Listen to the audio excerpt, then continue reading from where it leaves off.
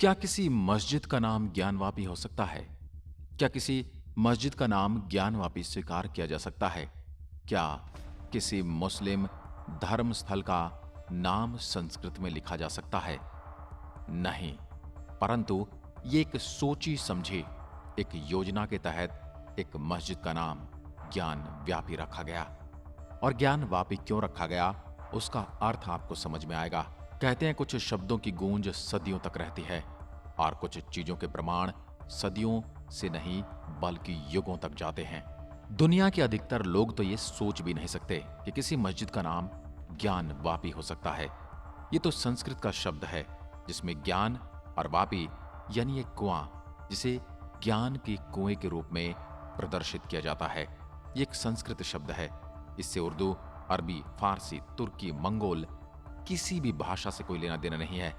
वो मुगल लोग मस्जिद का नाम ज्ञान वापी क्यों रखेंगे? दरअसल हमने सुनी सुनाई बातों पर बड़ा ज्ञान पेला है, उस ज्ञान की सत्यता परखने के लिए उसकी कसौटी पर कभी परखा ही नहीं, और कोई बात नहीं। तो ज्ञान व्यापी क्या है ये जानते हैं। जो असली मंदिर है उसमें कुआं है जिसका नाम है ज्ञान वापी, मतलब ज्ञान का भंडार। तो ज्ञान वापी किसी का नाम नहीं है, एक जगह है जहां अद्भुत ज्ञान का संचार होता है, क्योंकि आप देवादिदेव महादेव के सानिध्य यानी उनके आसपास बैठे हैं, तो आपके ज्ञान में वृद्धि होना कोई बड़ी बात नहीं। औरंगजेब ने उस कुएं में शिवलिंग को फेंकवा दिया। जिस कुएं को ज्ञान वापी कहा गया, उसी में भगवान शिव के शिवलिंग को फेंकवा दिया गया और मंदिर परिसर को तोड़कर मस्जिद बना दी गई। इसलिए उस परिसर को ज्ञानवापी मस्जिद कहने लगे। परंतु औरंगजेब ने इसको एक अलग ही नाम दिया था। उस मस्जिद का असली नाम जो औरंगजेब ने अपने जमाने में दिया था वो था अंजुमन इंतहा जामिया जामा मस्जिद। काशी के लोगों ने उसे ज्ञानवापी मस्जिद बोलकर ज्ञानवापी को जिंदा रखा, और यही ज्ञानवापी आज थोड़ा प्रबल होकर बोल रहा है। उसके आगे की बात है कि मराठा राजा मल्हार राव होलकर ने काशी में अंजुमन इंतहा जामिया मस्जिद की जगह पर वापस ज्ञानवापी मंदिर बनाने का फैसला किया, लेकिन लखनऊ के नवाबों ने इसका विरोध किया था। महाराज होलकर इन लखनऊ के नवाबों के हट से कोई हल नहीं निकाल सके। उनके बाद उनकी पुत्र वधू अहिल्याबाई होलकर ने मस्जिद के बगल वाला मंदिर बनवाया, जिसमें आज लोग दर्शन के लिए जाते हैं और जिसे प्रधानमंत्री ने काशी विश्वनाथ कॉरिडोर के रूप में हमें सौंप दिया है। इनके नाम से एक घाट भी है, अहिल्याबाई होलकर घाट। इसके बारे में थोड़ा और जानने की कोशिश करते हैं और चलते हैं अतीत की ओर। यदि इस मुद्दे पर ताजा बात करें तो वाराणसी के सिविल जज आशुतोष तिवारी ने गुरुवार को आदेश दिया कि एक पुरातात्विक विभाग की एक 5 सदस्यीय टीम ज्ञानवापी मस्जिद का सर्वेक्षण करेगी, उसकी वीडियोग्राफी करेगी और अपनी रिपोर्ट कोर्ट को देगी।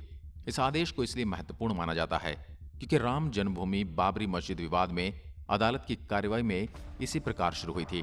इस मामले के अंतिम फैसले में पुरातत्व विभाग की रिपोर्ट को अहमियत दी गई थी। आइए जानते हैं ज्ञानवापी मस्जिद अपना मालिकाना हक जताने वाले पक्षकारों ने अदालत में क्या कहा है और उन्होंने अपने अपने पक्ष के लिए क्या किया है।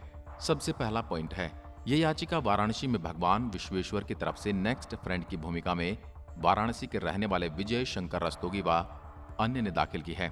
याचिका में इस विश्वनाथ मंदिर या विश्वेश्वर मंदिर और ज्ञानवापी मस्जिद का इतिहास बताया गया है। कहा गया है कि बादशाह अकबर के जमाने में एक बार वाराणसी और इसके आसपास बहुत भयंकर सूखा पड़ा था। बादशाह ने सभी धर्मगुरुओं से बरसात के लिए यज्ञ, हवन और दुआ करने का आग्रह किया था। एक आग्रह वाराणसी के धर्मगुरु नारायण भट्ट से भी किया गया था। नारायण भट्ट के यज्ञ करने पर 24 घंटे में ही बारिश हो गई।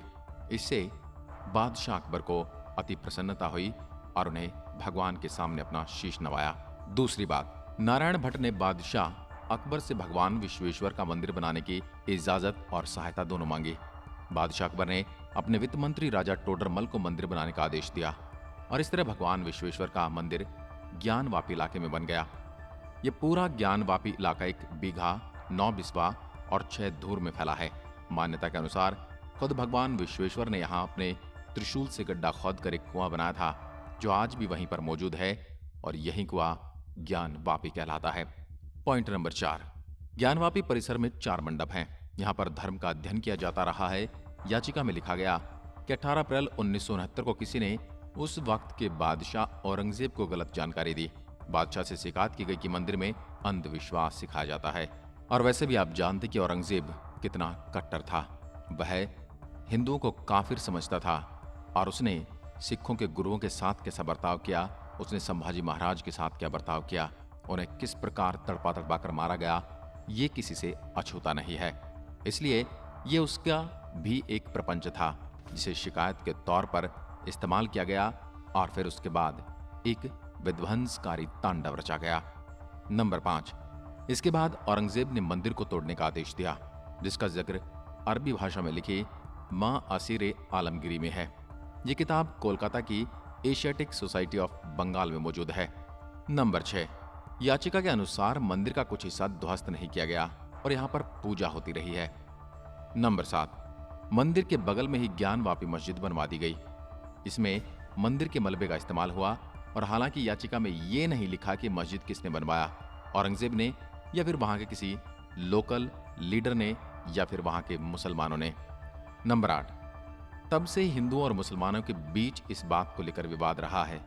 इस बाबत पहला दंगा 1809 में हुआ था। ज्यादातर विवाद मुसलमानों के मस्जिद के बाहर मंदिर के इलाकों में नमाज पढ़ने की वजह से हुआ, यानी मुद्दा वही था, सड़क पर नमाज। उस वक्त भी विवाद हुआ था और आज भी विवाद हुआ था। जो लोग आज की सरकारों या आज के लोगों पर इस बात का आरोप लगाते हैं वो जान लें कि 1809 में भी एक बार विवाद हुआ था। नंबर 9, अंग्रेज अफसरों ने उस वक्त पर सरकार को इस पर अलग अलग राय दी है। याचिका में दावा किया गया कि अंग्रेजों ने 1928 में पूरी जमीन हिंदुओं को दे दी थी। इस आधार पर हिंदू पक्षकार पूरे ज्ञानवापी परिसर का अपना मालिकाना हक मांग रहे हैं। नंबर 10, हालांकि भी यह मामला इलाहाबाद कोर्ट में भी लंबित है। 1991 के प्लेस ऑफ वर्शिप एक्ट के अनुसार जो धार्मिक स्थल 15 अगस्त 1947 को जिस स्थिति में थे वो आगे भी ऐसी ही स्थिति में बरकरार रहेगी। इस कानून का हवाला देकर मुस्लिम पक्षकारों ने इलाहाबाद हाई कोर्ट को निचली अदालत में दर्ज मुकदमे को खारिज करने की मांग की। फिलहाल निचली अदालत ने ज्ञानवापी मस्जिद का सर्वे करने का आदेश भले ही दे दिया हो, लेकिन इस पर आगे हाई कोर्ट का भी निर्णय आना बाकी है। इसके बारे में आपका क्या कहना है? क्या ये ज्ञानवापी सच में एक मंदिर है या फिर ये एक राजनीतिक षड्यंत्र है? हमें कमेंट में लिखकर जरूर बताएं। आज की वीडियो में बस इतना ही। जय हिंद, जय भारत।